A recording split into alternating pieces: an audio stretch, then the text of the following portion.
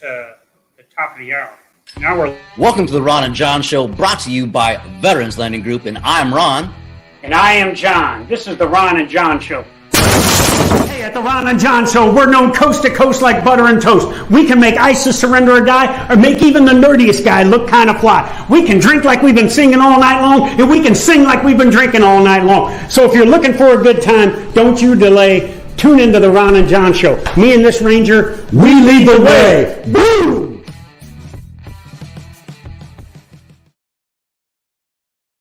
Boom! And here we are, brother. Another show. You know, I know you're traveling, brother, but I got you covered from all the way out here. Yeah, you know, United Airlines looks down on you bringing weapons on the plane. So I couldn't bring an E-tool, couldn't bring a dang Indonesian battle axe, couldn't bring a Sig Sauer. All I could do was, bring my fulvic acid water. Yeah, dude, what do you think of that intro, man? Yeah. I love that intro. That is fantastic. I mean, it meets the energy, the explosions, the booms, our guests. I mean, it really does add up our show. I mean, Haley did just a fantastic job in there. We got to get that one shared out. So that boom, that explosion, that was my heart when we were doing PT with Centurion Company, man. That bad boy, if I had to do any more burpees, man, my dang stuff was going to explode, brother. You know, right? You know what? And shout out to the Centurions. There we go. Boom, there y'all are. Boom. Boom. And, what a – man, they kicked our ass. I mean, I'll say that. I mean, it was a good one. They didn't, still standing, but that's right. Man, it was it was a hell of a PT session, well worth it, and as well as the discussion afterward. Got to hand out a bunch of product as well, right? Absolutely, yeah.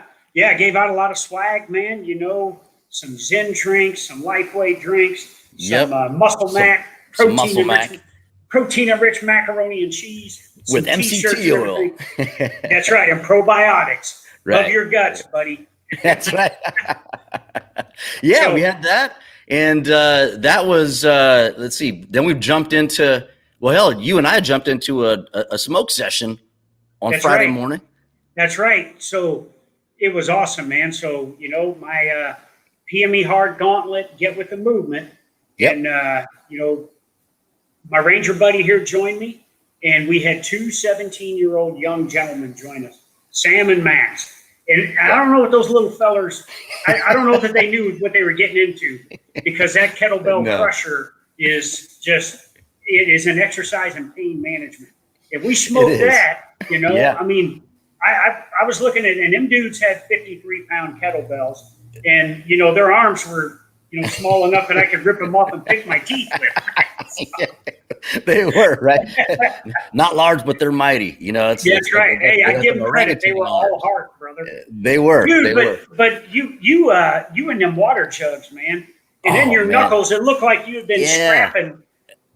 A little there, a little bit, good healing up there, but it was the transition in the air, that part I didn't really account that there was some plastic in that water bottle, a handle that didn't get shaved off, but we pushed through it, make it happen, and we did. To our audience, I've got to explain. So Ron, in lieu of kettlebells, uses these big ass water jugs.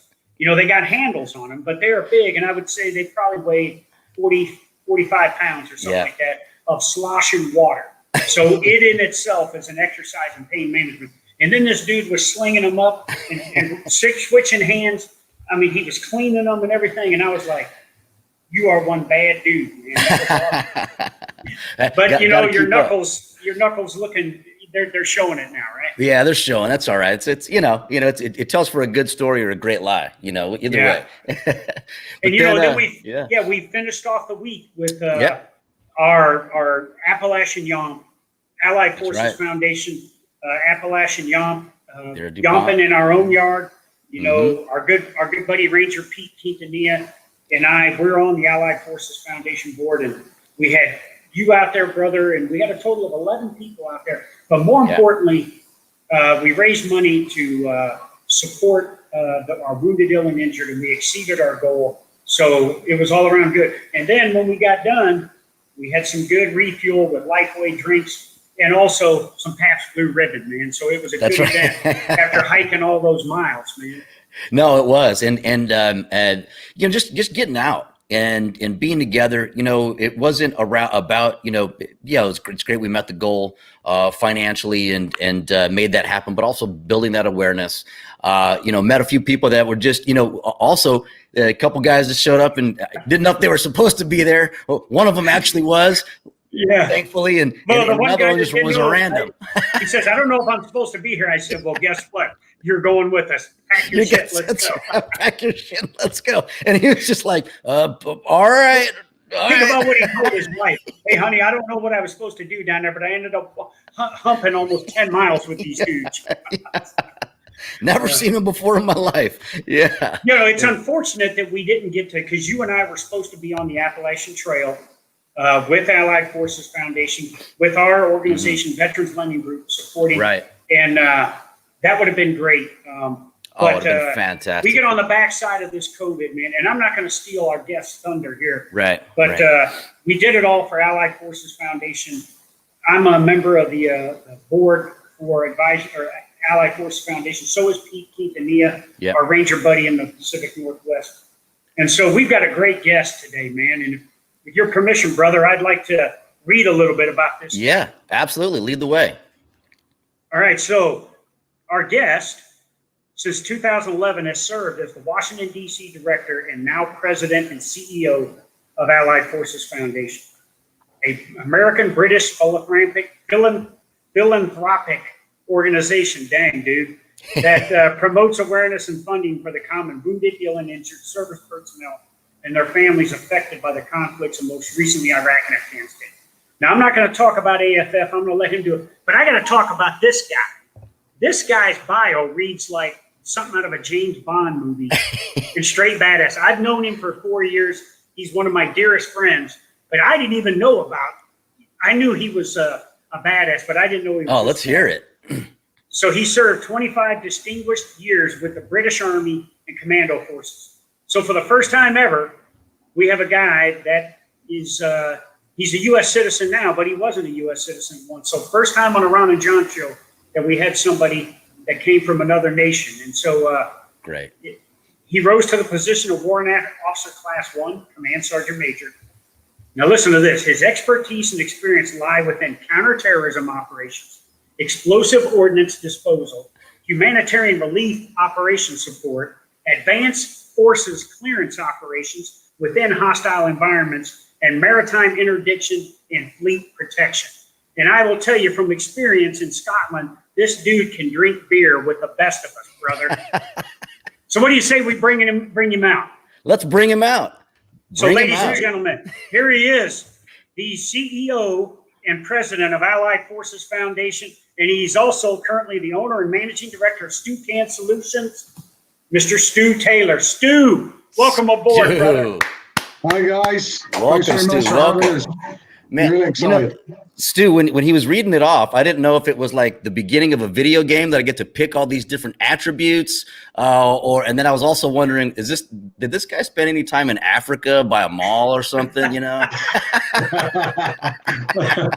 Oh no! Thanks very much for the intro, and thanks for having us on the show. Really excited. I was expecting to come out fighting then, the way you've teed it all up. So I was all excited. I was going to grab my dagger off the wall, but I thought better not. You know. So. Hey, brother, it's great to have you here, man. And you know, if we planned this better, you and I probably could have been sitting next to each other, since we're about 10 minutes away from each other right now. But we'll make up for it after the show. But so how you doing, brother? I know you did the actual Appalachian Trail last weekend for the Appalachian 𝘬𝘬𝘬𝘴. How'd it go, man? Yeah, it was amazing. And, to everyone who took part, I know they really enjoyed it. It was our first big go at it. COVID, was playing a factor into what we were trying to achieve. But we had about 30 people come out on the trail itself. We had about 20 support staff and team managing all the stops and the bronze, silver, gold. It was wonderful. We started Boulder Crest Retreat, where Ken Folk and his team and Dusty hosted us in the morning, has set us off. If you're not aware of Boulder Crest Retreat, it's an amazing location in West Virginia, in 𝘸𝘠𝘠. Yeah. Phenomenal looking after our veterans and our wounded warriors and families. So we started there, went to Bear's Den, and then it's a strong, challenging 22 miles on the map to Harper's Ferry on the Appalachian Trail. I will tell you this, that's the hardest 22 miles I've done in a long time. Very great weather. We had a perfect day for it. But the challenge was hard underfoot, rocky outcrops, scenery was amazing. But with wounded warriors on the trail, it was getting them back to nature, getting back to what they do best, challenging themselves, and they loved it to bronze. So we got everyone to bronze, which was an amazing challenge. Harper's Ferry was phenomenal. At the bronze location, we had Mission Barbecue, another great supporter of, the veterans, law enforcement, the military, came out thanks to Bill Krause and his team, and Amy from Hagerstown came down, fed us all, and enough so we could go and feed the fire brigade and the police department. Phenomenal support. But they fed us there. And then we had some from the community you guys know and love, SOCOM, Wounded, Ill, and Injured. About 6 guys then hoofed it, aiming for gold, which was amazing. But we had the guys get out to silver, which is 39 miles. With some really tough terrain. And then, with their injuries and where they were physically, they said, hey, this is good. We know now for next year what we need to do, how we need to train. And they're pushing the word out there because it is going to be an awesome challenge for everyone to take part. And we're going to change it a little. So when you guys are doing it live next year with us, it's going to be phenomenal. Boulder Crest Retreat to Harper's Ferry's bronze. And then, like in Scotland, John, we'll keep people who want to stay there. There'll be a big marquees, events. Harper's Ferry are going to support us, the town, the county, the West Virginia, the delegation and the delegates and the Senate going to get behind us, stay a big event there so we can bring money into that community, which needs it. But if you're strong enough and you want that challenge in your team, it's a reverse leg, bit of a loop put in, back the way you've come. So we've got a good safety net in there, all the way back to silver, which is at checkpoint 2, and then gold back at Boulder Crest Retreat, where we'll bring everyone. And the next day we'll have a big barbecue, music, events in 𝘸𝘠𝘠, Stickle in 𝘸𝘠𝘠, the little village there with Boulder Crest, bring everyone together. So it's going to be a phenomenal event next year, 2nd to the 3rd of October, 2021. Yeah, wow. We're in. Absolutely, that's phenomenal. So if you could just share with our audience, what the 𝘠𝘠𝘠 is about, what's its purpose, and why, where did it originate? I guess couldn't do it this year because can't go to Scotland, but if you just fill everybody in on how cool this really is. Yeah, so sure.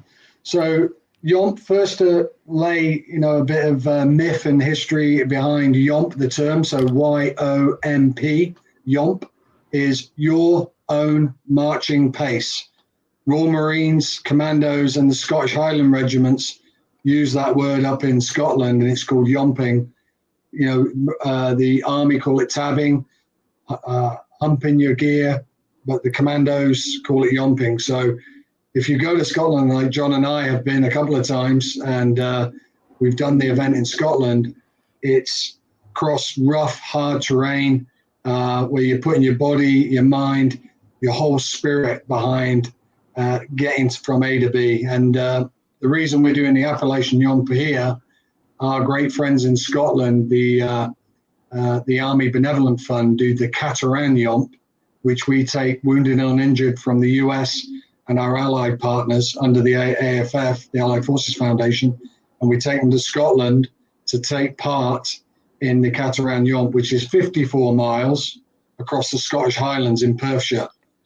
Amazing event. We We bring everyone together from now 12 countries take part, and we go and get at it and attack that route with some amazing men and women who've served their countries globally, but also as allies and partners to the US and UK, which is our main mission, is to support, fallen, wounded, and ill and injured who've served their country.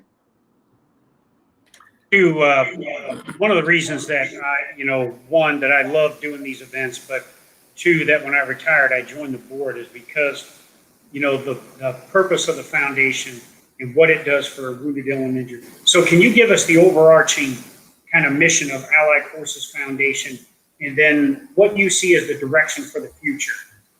Oh, by the way, Robert Layday is on here. So, when you get a Marine on here, you're probably going to get some questions with a lot of F-bombs and everything. I'm hoping he's got his crayons out and he's taking the paper off when he's eating them. Love you, brother. Thanks for tuning in. So, yeah, the Allied Forces Foundation, as John alluded to on the initial call when you opened up, we're a British-US charity. We're the only British and US charity recognized both in the UK and US. We're here to help wounded and injured caregivers and families do challenge-based events. So than just giving them money and saying we can build your house or we can help you with living, we want to get you out and challenge you and bring you back into a community you understand, i.e. your fellow warriors, and then get you talking together. And it's all about stimulating communication, because everyone who, as you know, who's been in a combat environment or served their country have had traumatic events. And what happens, when you stop that tempo, that rapid fire, understanding what you're doing every day in the military, and you slow down because you're retired or you've left the force, things change and you start putting other things into perspective, the good and bad. So what we try and do is get them out, get them into a team they understand, an environment they understand, and then get them talking. We've had great examples of that over the years. Former Green Beret, I used Justin, left side paralyzed, was really nervous about coming out because he had a speech impairment because of his head injury. He got shot in the head. By the end of the week, Pete, John, remember this, we couldn't shut the guy up. He was loving life. He was engaged. He wanted to get back to his group, to third group, and start hitting things again and say, hey, I want to get back in the fight. He wanted to leave on his terms rather than be medically withdrawn. It made his life, and stories I had from him, they got back and told his mum and dad, hey, let's get the cover off that truck. Let's go for a drive. Before he came, he didn't want to do anything. And now he's fully engaged down in Texas and really, back in with the community he loves. So there's lots of stories like that. And what we try and do with the charity, one of our missions, we're all inclusive rather than we don't handpick. We work off a mentorship program. If you know somebody, we don't say just get one person, get a team, get 4 or 5 people from your community, bring them to the YOMP. You'll be their mentor. You'll look after them. And then by the end of it, they'll embrace not just fellow Americans, but Georgians, Ukrainians, Danes, Brits, Jocks, Australians, Canadians, and the list goes on. And they learn from that, and they've got this international partnership which they had when they were serving. And then you leave and everything stops. It doesn't stop. We can still embrace that. And that's really our mission, is to get people out again, like you did this weekend. Anyone can go for a walk, but sometimes they just need that something to push them over that step, over that cliff, to say, hey, we've got this organized. Just come out, do a mile, do 2 miles, get on your handbike. And we don't just do the YOMP in Scotland, the Appalachian YOMP here. We do the Marine Corps Marathon. It's one of our big flagships. Unfortunately, it's virtual this year. Remember that, Ron? Yeah, Ron's ready. Look, yeah, Ron's signed up. He's there. I saw you typing it in. Shit. But we've done, and we want to do again the Kiev Marathon, where we took US and Polish and UK wounded warriors to take part in Kiev, which was amazing with our Ukrainian brothers and sisters. and they hosted us. General Gorillov, phenomenal supporter of what we're doing. We've done the Denmark Warrior Week, where we take wounded warriors to Denmark, and that's getting at it like an Invictus Games, loads of challenges. So we bring everyone together, and we're just a vehicle in this instance to get them there. But we're setting up a new event in Georgia, the country, where we're going to do the Silk Road Challenge with our Georgian wounded warriors who've come to all our events since we started the charity. Same with the Danes. And then also we want to get at doing the Gold Coast Challenge or Sydney Marathon in Australia with our Australian Defence brothers and sisters. So it's a global charity where we're trying to embrace what's already there, and finishing with our model, why we're totally different to anyone else out there. There's already infrastructure in these countries. There's already capability. There's already the landscape. There's already a workforce. So what we embrace, like Scotland, like here, we use active duty and veterans to come out and support us. We ask that the MOD or DOD or the Australian Defence Force or the Georgian Defence Force or the Ukrainians house us, so we reduce that cost. So as a charity, we're a small charity, the more we can reduce, the more warriors we can get there. So Scotland, for example, we started with 6 and now we're up to 150. And that's because, the Scottish support team we have there from 7 Scots, which is a reserve regiment with the 51 Brigade, Scottish Brigade, host us, the Scottish government support us, and the US Embassy, the UK Embassy here and the Scottish government support us with all these programs. They give us accommodation, which is a cadet center, and this year would have been 𝘵𝘠𝘠𝘬𝘐, where the Queen's residence is, and we would have stayed on the camp where the guards support the Queen when she's in residence. So that's free. We get transport, and we get drivers from the military, and we get their support, their chefs. All that then reduces massive overhead we have to pay, and we can bring more warriors from all our allied partners and the US to take part in these events. So that's what we do as a charity, and that's the model we try and build in all these other countries as well. Yeah. When one of the first conversations I had with John was, about basically, educating, service members of their benefits and kind of like a heads up with transition and that kind of thing. And I said, this is my vision is we could do this all over DOD. And he says, no, we're going to do it all over the world, and I knew right away why, because, coming from, almost 38 years of active duty service, that focus was there. But as John started seeing, the situations and the problems that veterans are facing, is when he, jumped in, and he also, because he's traveled the world, seen what veterans in our allied forces get and what they don't have. For you, what was it, and why did what does your passion come from, and why are you here doing this with us in the United States? I mean, anywhere in the world you could be doing it, and doing this mission, and I could see where you'd get massive support regardless. But where did it start, and why here in the U.S.? So it's a great question. And first, I'd like to say, when you talk about the U.S., when people say, why is it such a great nation? When you come and live here, when you meet so many great people, I'm not even about the military here. Everyone I've met are great people. They're so patriotic. They love their military. They love what we do to protect them every day. What you guys both have done serving your country is phenomenal, and coming from Britain, where we're another, proud to say, a partner nation, we're in awe of what the US has got, where you are today, how you support your veterans, how you support your military, how you support the community wide, is why I do what I do. I did 25 years, like John said, in the British Army. Even though, and it doesn't matter if you did 2 years, 1 year, 6 months, 38 years, a full career, I didn't think I'd done enough. And what I wanted to do with the charity and the team we have around it is give back. And I don't think anyone should stop giving. It doesn't matter, even if you're wounded or injured. I got injured in 2005. you know, you've got to give back to the guys and girls who are in a worse place than I am, for sure. And you know, what's key and critical is this charity is just a great opportunity to help not just the US and UK, and we're first world countries. We have everything at our fingertips. You know, the VA here is amazing for what you've got. You know, the DoD support is amazing when you're serving. The US people love America, love, you know, your troops.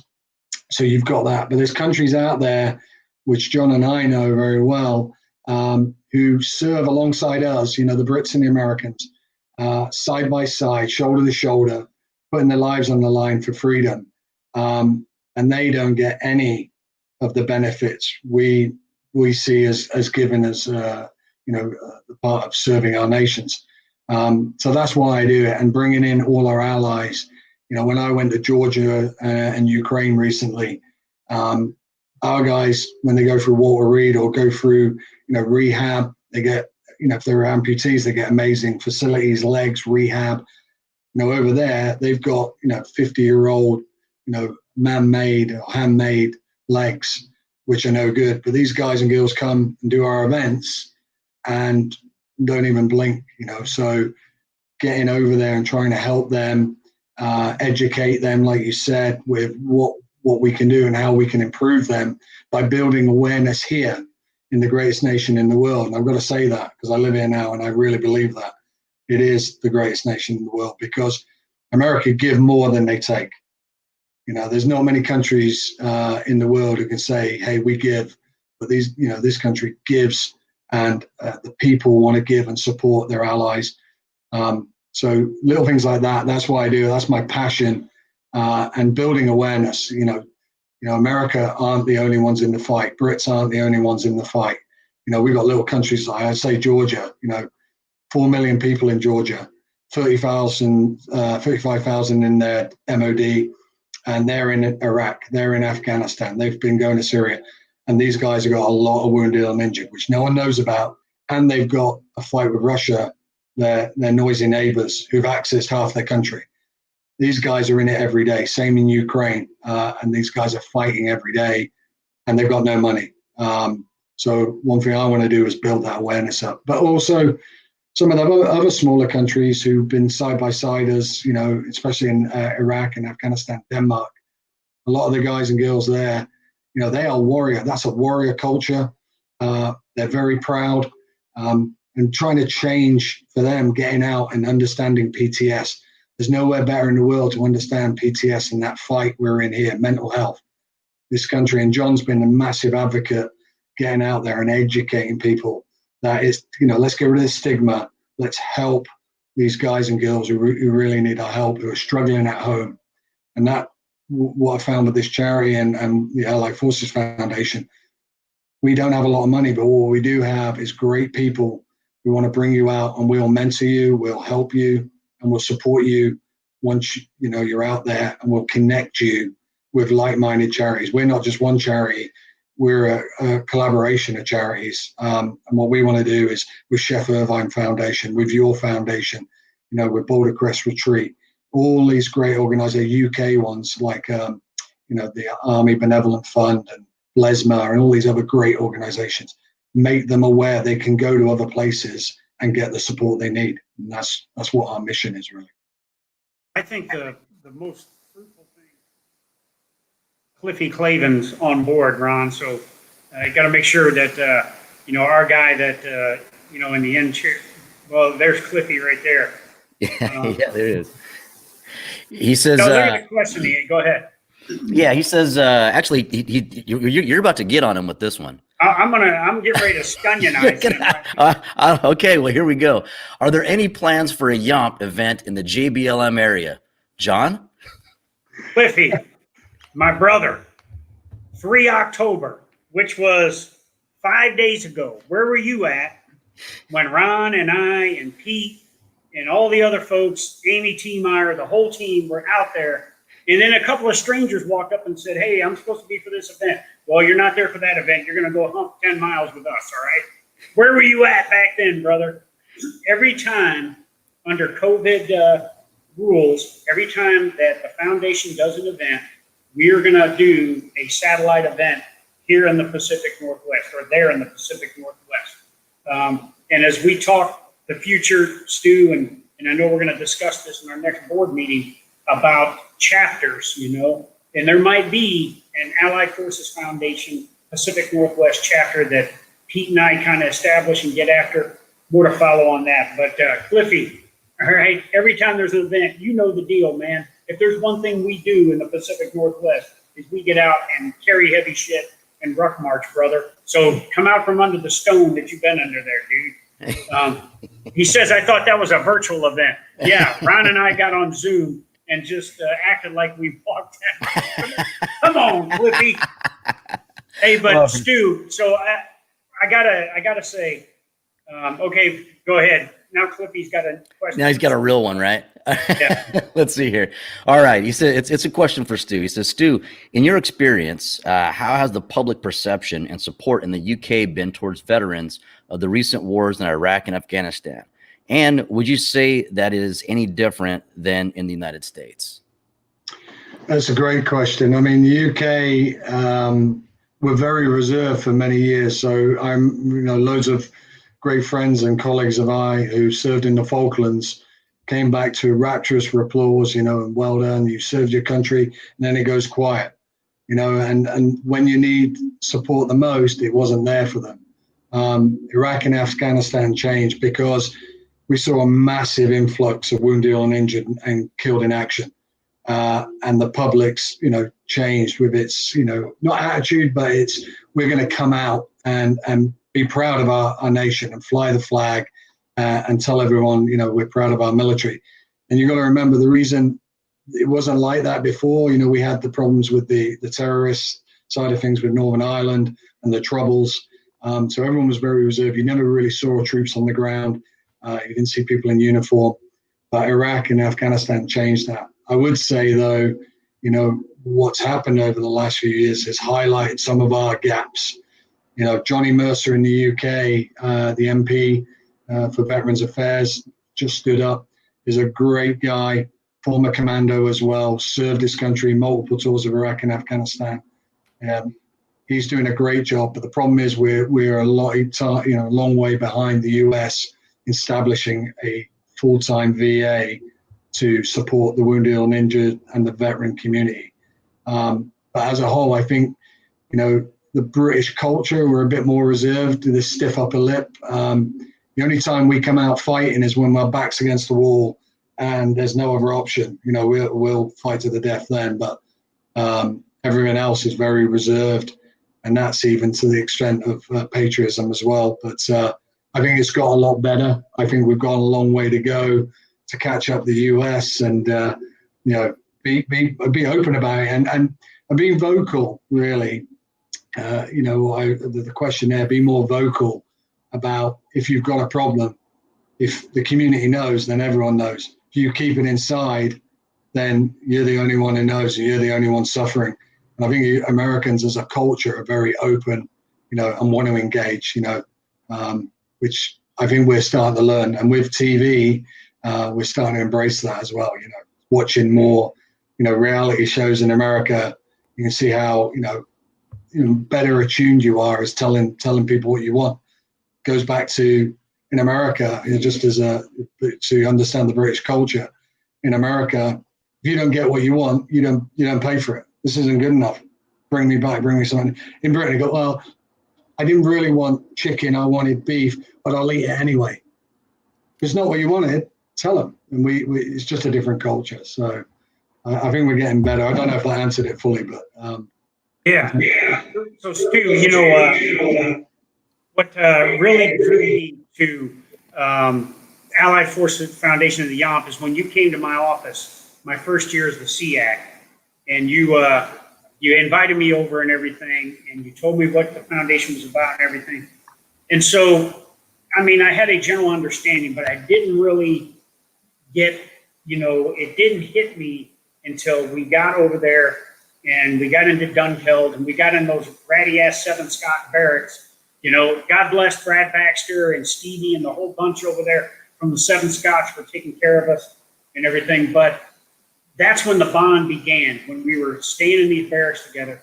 And then when we went out and did the 𝘬𝘬𝘬, and I had never seen any of these wounded, ill, and injured before.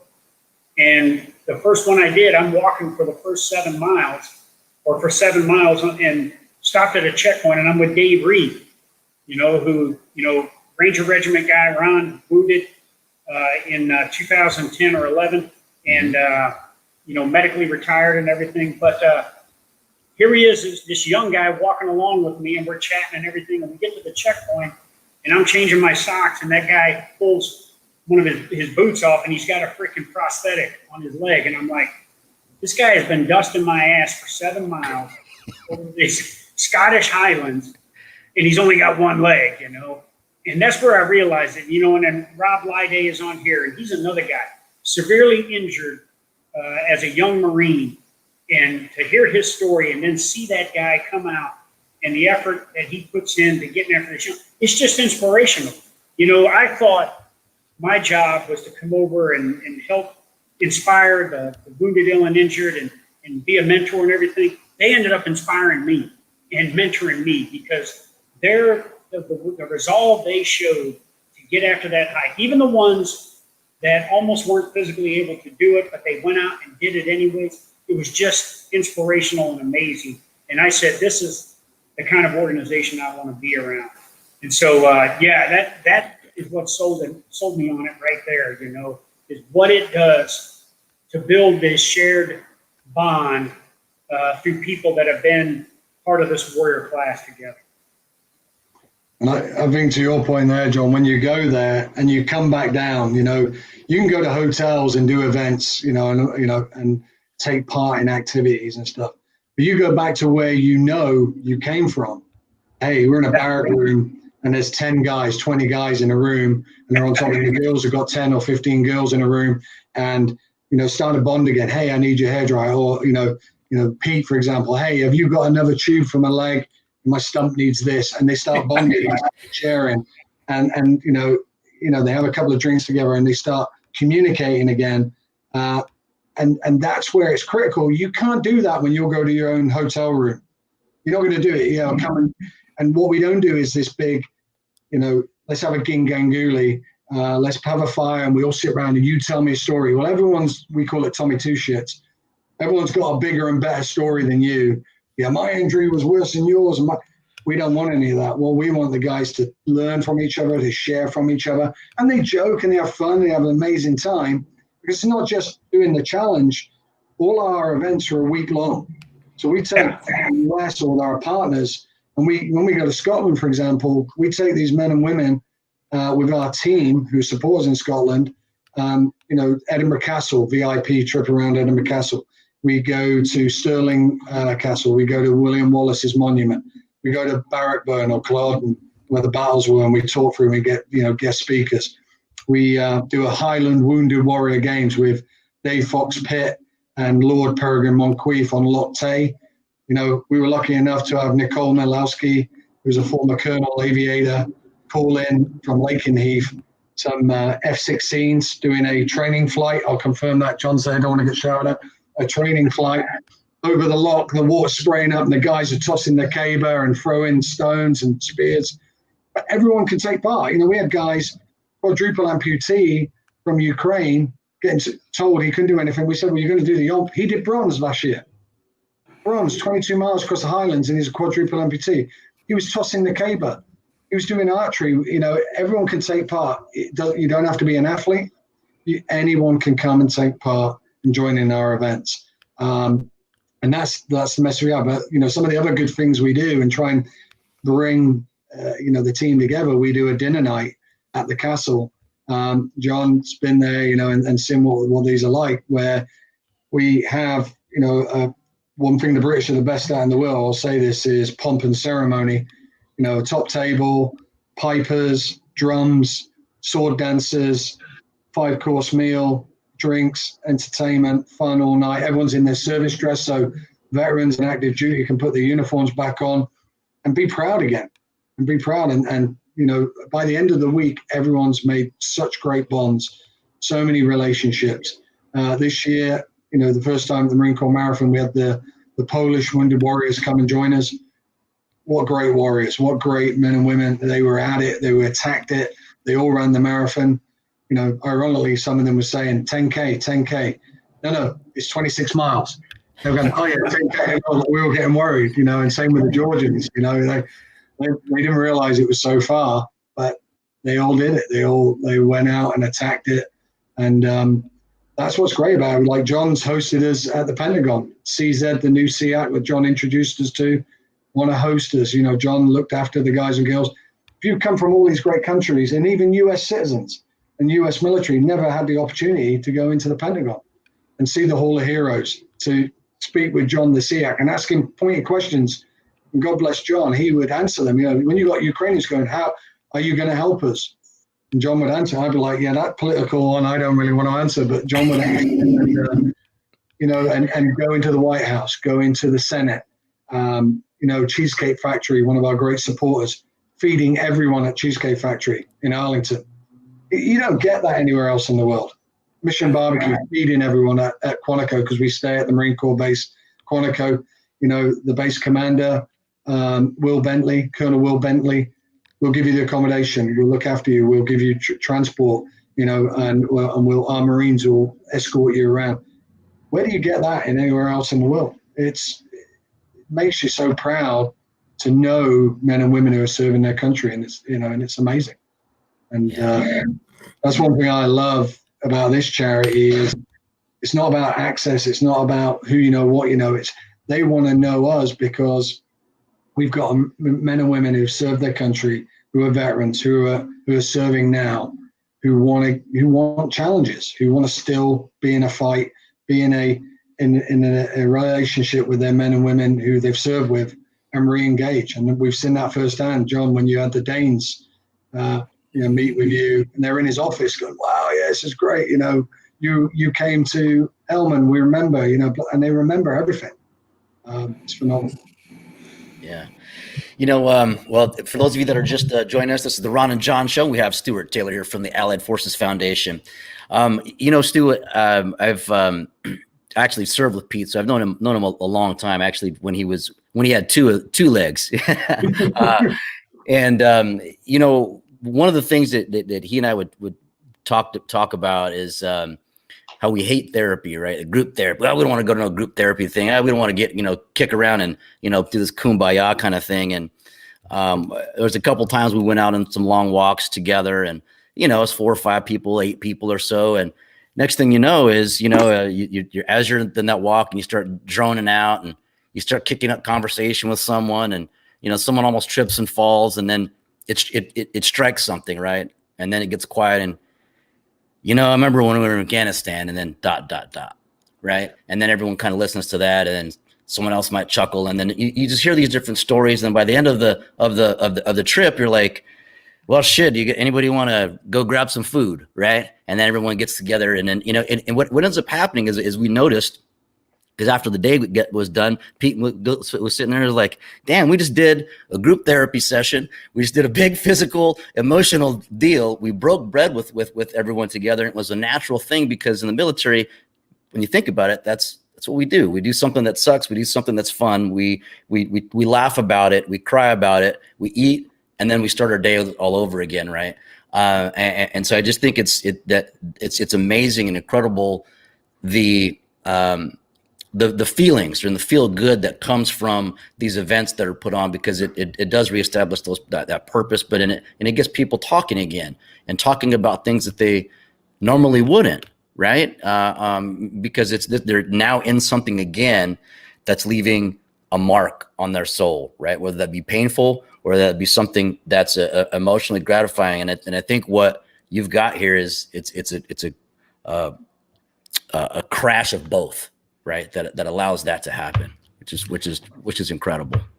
And I think to your point there's nothing better when you talk about therapy, and there is some great therapy organizations out there or people who are going to help you, but there's no greater therapy than peer-to-peer.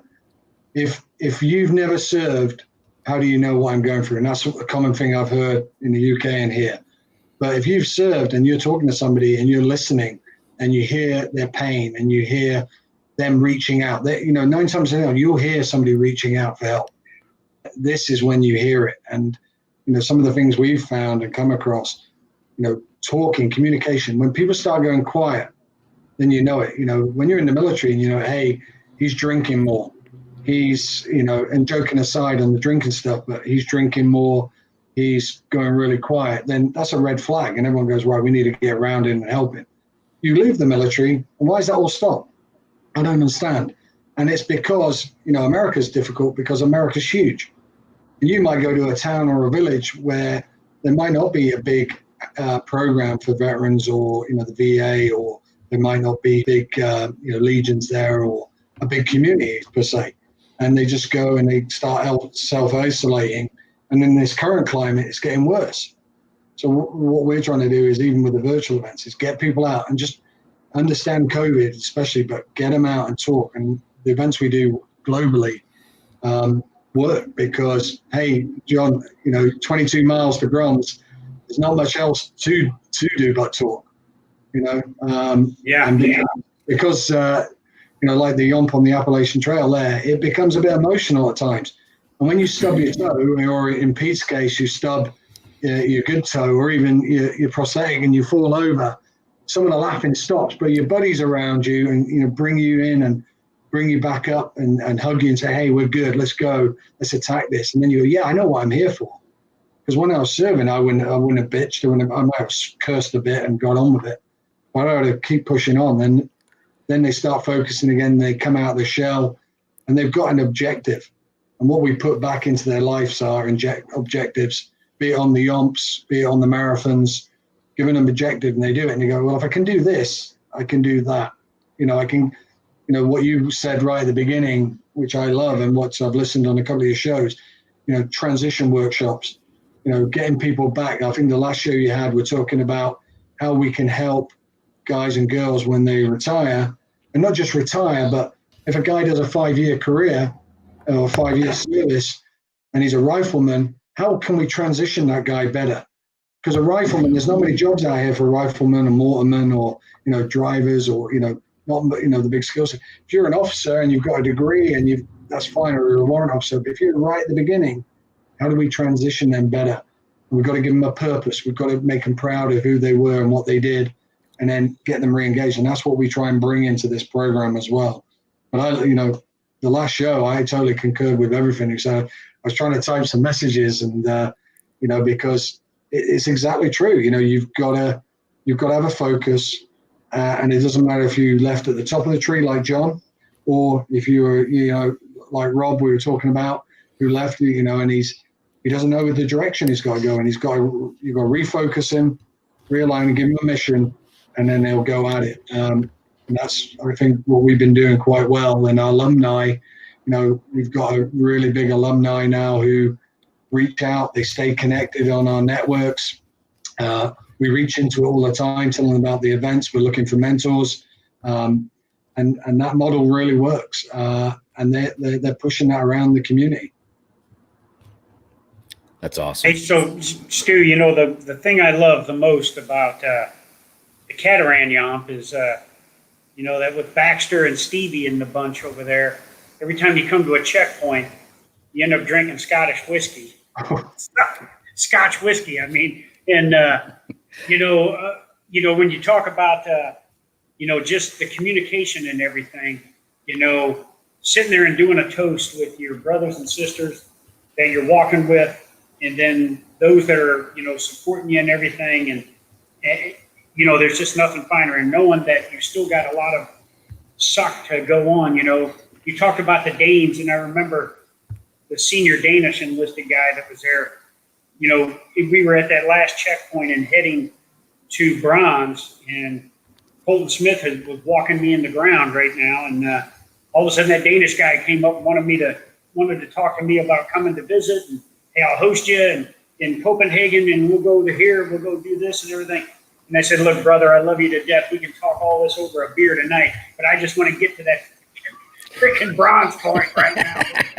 But these dogs are barking in these Scottish Highlands, man. But the point being is, when you talk about coming together as allied forces, between partners and allies, the shared hardships part, especially with the wounded, ill, and injured, like we do with the Allied Forces Foundation, is the model to get after that. And I think, and I know we're going to grow this because we're going to get the Romanian out there who's fought with us all, for years. We're going to get Hungary out there. All of these nations that are, all around Russia and everything, along with, Ukraine and Georgia who are already with us. We're going to get them all in there. And then look at nations like Colombia, who fought civil war for years. And even though there's a ceasefire, they've got plenty of wounded, ill, and injured. So I think the future is going to be strong, Stu. Yeah. And I to that point, when I visited Japan recently on business, I met the SEAC in Japan, and yeah, they have no conflict wounded, warriors, but what they do have is ill and injured who've served their country, who are protecting the coastline. And now you're seeing a lot of aggression from, their neighbors in the region. They're starting to say, hey, we need to get programs put in place, for our serving and active duty and our veterans with mental health, with, physical injuries, and they want to get involved with us and doing something in the region. That's why Australia is critical for me to build a program there. And we've had Australia Defence Force doing our events, Marine Corps Marathon. We had guys and girls come to Scotland, do the YOM. If the COVID wasn't happened, I knew I'd have had Tony and Pete and Phil over there coming over to take part in this. But all the embassies in DC who we've engaged with are fully supportive and want to get involved. And that's what's really positive about this, because every embassy has a defense team, a defense staff, and they recognize number one on their agenda, yes, is partnership with the US and our allies, but looking after the care of our veterans and our wounded and injured and our service members. That's their number two agenda, because if you don't retain them and you don't look after them while they're serving, you have a sour taste in your mouth, and then, you're not going to get people, men and women, joining. And this country and the UK need troops, because things aren't getting quiet out there. It's starting to increase. So troubles are always going to be at our doorstep because we're free. And a lot of countries want this freedom. When you taste it, you're never going to let it go. And that's, again, to places like Georgia, Ukraine, Hungary, Lithuania, these tiny countries, Estonia, they're like, no way would we ever go back, and that's why I want to bring them over. We've been talking with them with John's help now, and all the great work Pete's been doing, and our team in UK, Nicola, Damien, and our big supporters as well, our big sponsors. They see that and they say America's only stronger with all its allies around it. And I think that's what's been good for us. And Phyllis Wilson this weekend, who is on our board, but she's the chairman of the Military Women's Memorial at Arlington. The big curved arch at Arlington when you go in, that's a women's museum for the military. She came out and volunteered at time. She's the chairman of that organization. Over the weekend, she managed and ran all the stops for us and all the checkpoints. Phenomenal lady, and her team are phenomenal. But little things like that, you can help in so many ways and help the community. You don't have to come and walk it. You can be a supporter. You can, can help by volunteering, driving, etc. And that's why I really like the event. And one thing I want to say quickly is why we're different to a lot of the charities out there. We're all pro bono. John's times, he gives freely. My time's all given freely. No one's on a salary. So, all the money, bar making posters and trying to keep our website current, is all about giving back and getting wounded and injured to engage and meet like-minded warriors globally. That's what we're all about. And the other thing we're trying to do more and more is help with the PTS, help with mental health. I'm going to give a big shout out to a big partner of ours, Randy and Barbara at Give an Hour and Change Direction. It's all about getting that message out that, mental health, PTS is exactly the same. If you lock it in, it's only going to get worse. Get out there and tell your brothers and sisters, and then, come and join us or join all these other great charities to do something. Sorry, a bit of a shout. No, you're great. I'll just add this before we switch over to the rapid fire there, brother. But even smaller world. But you mentioned Given Hour, and it's an organization that did some work up here in Washington State. I heard about them. I first heard about them about maybe 3.5 years ago ish. But yeah, phenomenal organization. They do a lot of work virtually, right? But also is, you mentioned Boulder Crest and the that program with what's the Warriors Path. Warrior Path, yeah. Warrior Path.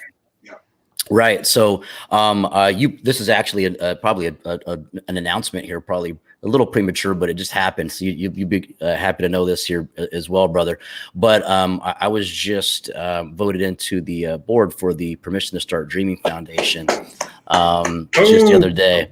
And the Permission to Start Dreaming Foundation has a very sizable grant with Boulder Crest to actually create a warrior path here in the Pacific Northwest. And, with y'all's help, we're going to need as much help as possible. I think it's phenomenal timing that we have something like this, going into motion, and something that we can perhaps create on a national scale simultaneously, if timed correctly. So I certainly look forward to further conversations on that, and we'll bring Leslie and the team out here on a show or something like that, and we'll jump into it and talk about it a little bit more. But I just wanted to leave with that. Thank you so much, Stu. Really appreciate what you do. It's incredible. Go ahead, brother. All right. So this is our rapid fire time, Stu. We're gonna get off the subject. Oh yeah. Yeah. So I am ready. So, I read your bio earlier, brother, and you spent 25 years, in the UK military. You're a former commando and everything. But for the last 5 years, you've been an American citizen, man. So, I gotta have a discussion with Glenn Houghton, man, because we keep stealing the talent from the UK and bringing them onto the US team here, man. But so let me ask you this. I wanted to ask you this question. Was it harder to get along with the general public when you were a British citizen and the British public, or with the United States, especially in the Washington, D.C. area, as an American dealing with American citizens? Well, I would say it's easier to get on with American citizens when you've got an accent like this, because either two things happens. One, like my wife Kitty always laughs. One, they'll do this kind of, and then they go, "Yeah, I didn't expect that accent to come out of that person." So they're thrown back, and it takes maybe 6 attempts to order a cheeseburger at McDonald's because of my accent, because they don't understand me. Or the second one is they embrace it straight away, and they ask me if I know Prince Harry. So you can either go one way or the other. You can say yeah, or no. It's we're quite a big country, but yeah. I think overall, the US and UK are very similar. And to your point, I know it's quick fire, but I'll throw one back at you.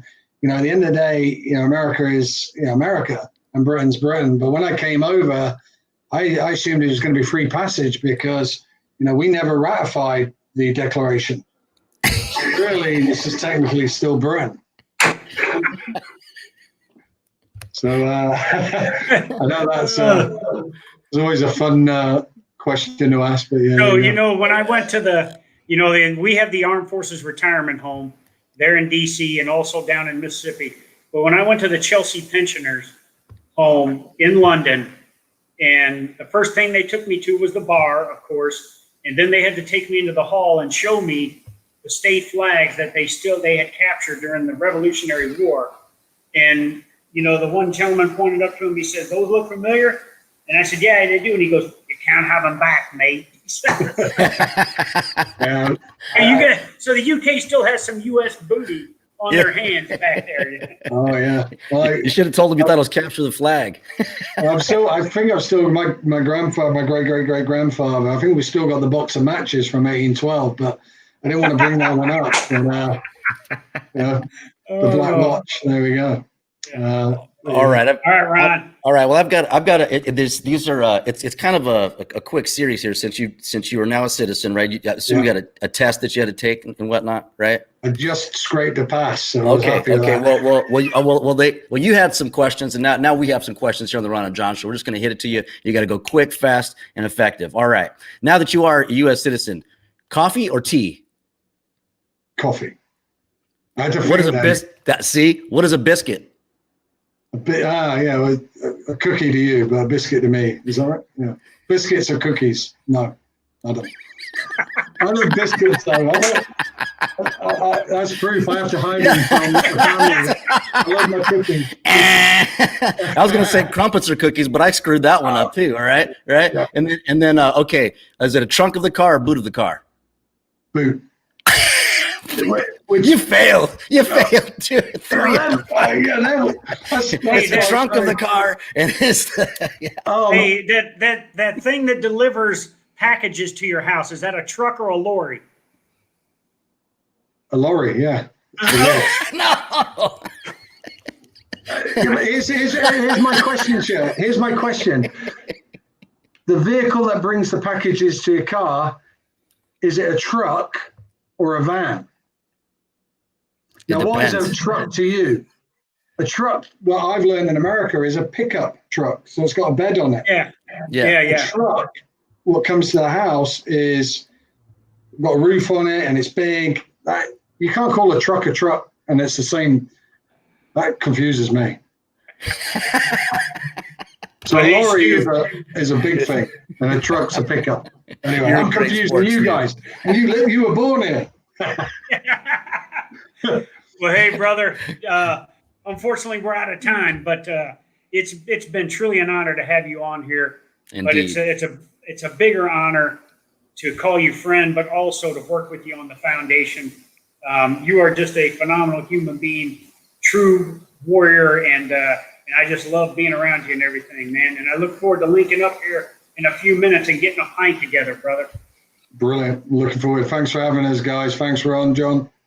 Have a great one. That's going to be a hell of a selfie. You got to shoot one out for us. Oh, yeah. We'll shoot one out, brother. All right. All right. We'll see you soon. All right, everybody out there, thank you for joining another episode of the Ron and John Show, brought to you by Veterans Lending Group, where we can ETS, PCS, retire wherever it is that you go. We are licensed in all of 50 states. Be sure to plug in and tune into our education series at VAHomeLoanBootcamp.com. Well, we'll fill you in on all the ins and outs of your VA Home Loan Benefit, VA Home Loan Benefit Bootcamp 2.0, where we show you how to build generational wealth with your VA Home Loan Benefit, credit building strategies, refinancing options, and much, much more. And we will see you next week, next Thursday, same time at the Ron and John Show. Live from where we're going to be next week. We will be in Colorado next week, brother. That's right. Colorado Springs, Colorado next week. Right. We're going to hit Peterson Air Force Base, Schriever Air Force Base, in Fort Carson, man. And our guest next week, we're bringing a guest back, the first one ever. First time he was on the show, he was the U.S. Cyber Command Senior Enlisted Leader. Now he's the U.S. Space Command Senior Enlisted Leader. We're going to learn all he's doing, to get after, terrorists on Mars and everything. So we'll see you all next week from Colorado Springs. And we'll bring more colors of these. Right, absolutely. All right, brother. We'll see you next time. Catch you on the flip side.